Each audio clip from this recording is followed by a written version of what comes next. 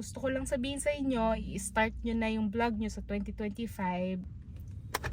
Hey guys! Welcome back to my channel. If you don't know me, I am Rosie and I post random videos here in YouTube and other social media platforms. Alright, so first of all, I want to greet you a Merry Christmas and Happy Holidays. This video is just a get ready with me video kasi imimit ko yung mga friends ko, no, long time friends na matagal ko na rin hindi nakita.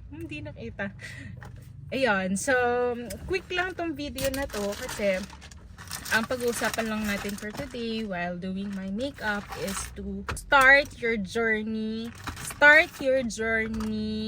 sa pagba-vlog or pag-video this coming 2025. Kasi, well, madaming benefits kayong makukuha. Benefits? Sure. So, yun nga, pag-usapan natin,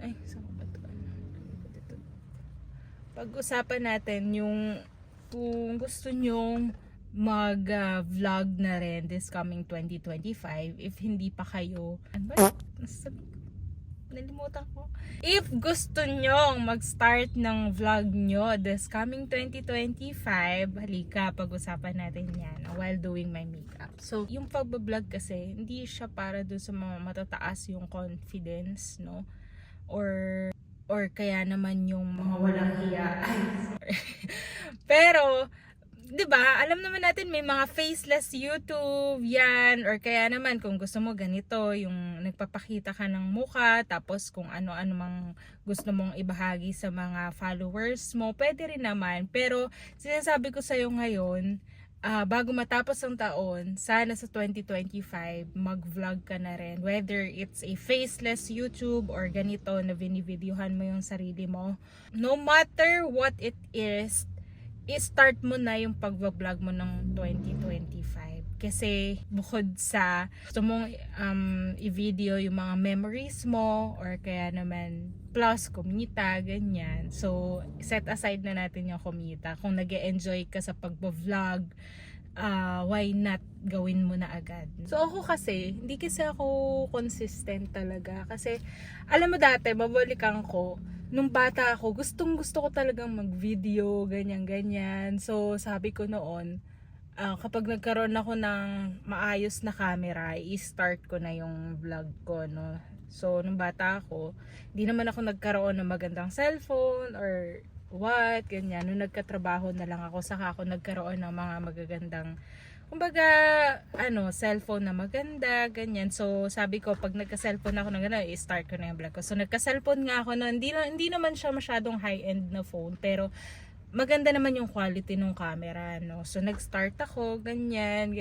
So, akala ko, yun na yun. Kumbaga, pag nag-vlog ka, nag-video ka ng sarili mo, tapos upload mo sa YouTube or sa ibang social media platforms, ganun na yun.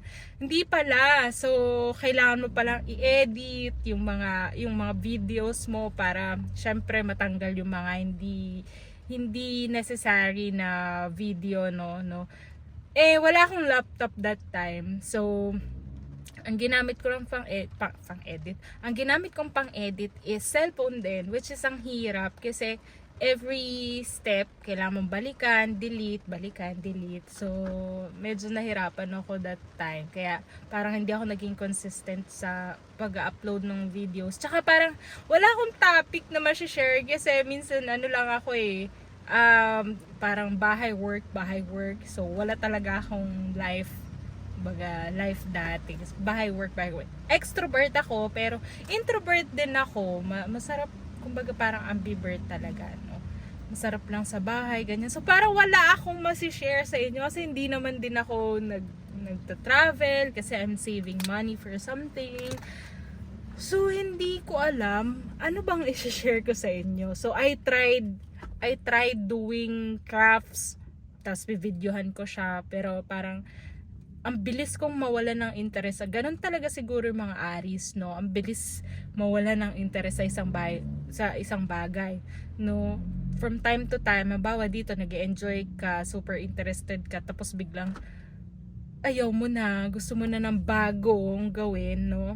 Parang ang hirap, no? Kaya, pagkatapos ko nun, crafting, kung babalikan yung mga videos ko, madami akong crafting videos, pero hindi talaga siya consistent. Na-try ko na rin yung travel kasi, or kaya yung daily vlogs. Kaso, yun nga, sabi ko nga, ano lang ako bahay work. So, wala akong, alangan namang, ayoko namang, yung work ko, i-vlog ko kasi, that's my work. So, dun ako nakakuha ng living, so wala akong masasabi doon. Basta, I'm grateful lang sa work na meron ako, no. And, ayan, so dumating yung time na sabi ko wala akong pang edit, wala akong kahit na ano, basta may phone lang ako. Tapos, ayun, nawalan ako ng interest way back, parang 2020 ata yun. So, tsaka feeling ko walang sumusuporta sa akin, ganyan. So, talagang di ako naging consistent, tas walang development sa YouTube ko. And then, biglang isang snap na gaynon, parang nagustuhan ko ulit siya this 2024. Parang last quarter of 2024, nagustuhan ko ulit siya. And nakita ko na kung paano mag-grow yung channel ko, ganyan. Pinag-aralan ko talaga. And ayun, so far naman, ayan, pinapanood nyo nga yung video ko kasi gusto nyo mag-start ng vlog nyo. Well, sinasabi ko sa inyo, i-start nyo na agad kahit wala kayong mga magagandang equipment. Basta may camera ka, kaya mong mag-edit sa phone, tiyagain mo lang yan kasi babalik talaga yung pagtitiyaga mo na yan. Walang biro, talagang seryoso, no? And yan, kung ano lang maisip mo, pwede random vlogs So ako nga random vlogs So kung ano mang magustuhan kong i-video, whether travel, crafting, kahit na i-vlog ko yan. Kasi ang daming tao sa mundo, no? Iba-iba ang gusto nilang mapanood, iba-iba ang gusto nilang matutunan. So baka one of these days, yes, mag-viral ka or kaya madaming makarelate sa inyo. Okay? Kung uupo ka lang dyan, tapos hindi mo ginagawa yung mga bagay na gusto mong gawin, sayang oras. Pero sasabi ko sa inyo, yung pagbablog, wag yun yung pinaka main focus nyo.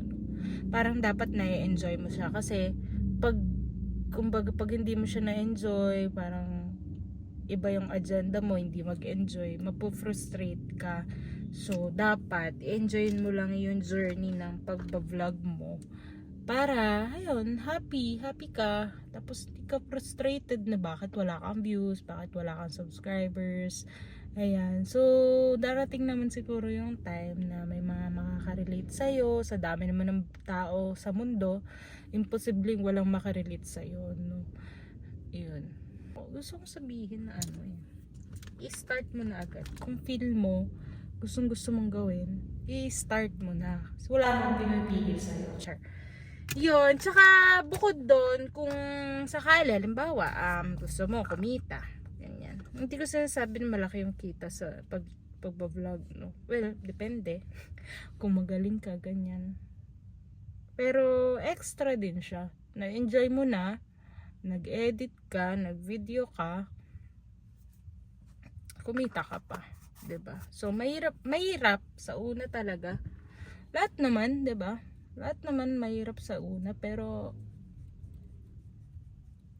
gagaan din yan pagdating ng panahon. Kaya ano bang ginawa ko? Di nag-vlog, tuloy-tuloy lang ng pagbibidyo hanggang sa maano mo na yung mga, hanggang sa makarelate sa yung mga tao. Ayan, so super quick lang ito.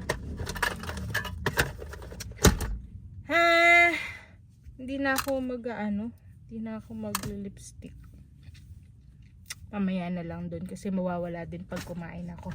So, ano ba talaga? Ang gusto ko lang sabihin sa inyo, i-start nyo na yung vlog nyo sa 2025 at malay nyo, balikan nyo tong video na to, i-comment nyo kung magiging successful kayo pagdating ng panahon. Okay? So, thank you for watching this video. Ang random nito, pero yun lang gusto kong iparating sa inyo. Kung gusto nyo gawing mag-vlog, i-go nyo na yan, i-start nyo na yan. Hindi kailangan na may mga magaganda kayong equipment, basta may phone kayo, marunong kayong mag-edit and something. Kahit nga hindi nyo na i-edit, i-start nyo na yan. Kasi may manonood at manonood dyan. Okay? So, thank you so much for watching my video. I hope may natutunan kayo sa akin. At kung hindi pa kayo nakaka-subscribe sa akin, please subscribe. And if ayaw nyo naman mag-subscribe, thank you very much for watching this video. And this is me saying Merry Christmas and Happy Holidays to you, everyone. Goodbye!